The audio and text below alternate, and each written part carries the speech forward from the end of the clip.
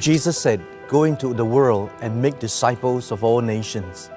The Apostle Paul reiterated 2 Timothy 2:2, "And the things you have heard of me in the presence of many witnesses, the same commit to faithful men who will be able to teach others also." To Jesus and Paul, disciple making is the core mission of the church. A shoe factory produces shoes. Paper factory produces paper. A glass factory produces glass. What does the church produce? What the church produces is decisively important to God. The church produces disciples. There are 5 cries of the modern church. The first, too many programs. The second, too few volunteers. The third, the leadership vision is not clear. The fourth, the leaders are not united. And the fifth, the members are not spiritually fed. They are not discipled. We need to come back to intentional disciple making at the heart of the church today.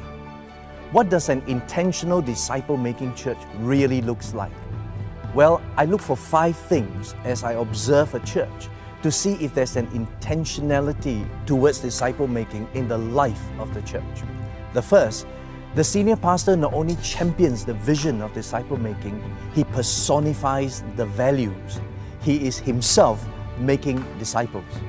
The second, the church leaders are united and they resonate in that leadership resonance to make disciple making at the heart, the core mission of the church, and they are actively involved in disciple making. The third, there is a concrete strategy for bringing people from one level of maturity to another level of maturity, from one level of commitment to another level of commitment. The next is that the congregation embrace this disciple-making vision. They are actively participating in the call to disciple-making in the local church. And the fifth is the product.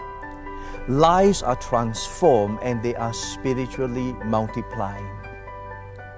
Very often I've been asked, what's the disciple-making program? The questions are centered towards the program rather than the disciple-making process. The questions involve how do we implement the disciple-making program in the church? I think something is missing here.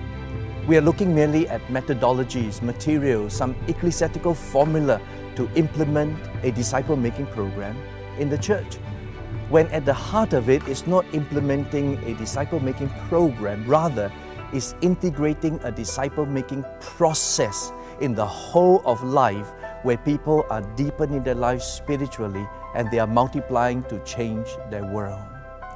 Jesus said, "Follow me." And his early disciples understood it in a very specific way. It wasn't following him towards a particular destination, but a life's destiny. It was to embrace some core values that Jesus had and to embrace a destiny he's calling them to. Follow me, I will make you fishers of men. And that is at the heart of disciple making. It is a way of life. The Global Alliance of Intentional Disciple Making Churches is calling the church back to following Jesus, to return the church to her disciple making roots, to authentic discipleship in Christ and intentional disciple making within the life of the church. The Global Alliance of Intentional Disciple Making Churches is a friendship network, it's a kingdom network, and most importantly, it's a global network seeking to unite intentional disciple-making churches to answer the call of God to produce disciples within the local church.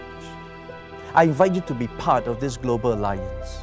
I invite you to join this friendship network so that together we can issue a trumpet call for the global church to return to making disciple-making the core mission and the heart of the local church. Come and be a part of God's vital movement today. It's a disciple-making movement, and it will rock and change our world. Join us, the Global Alliance of Intentional Disciple-Making Churches, where God is on the move to restore the church back to authentic discipleship in Christ and intentional disciple-making to revitalize the church, to change our world. God bless you.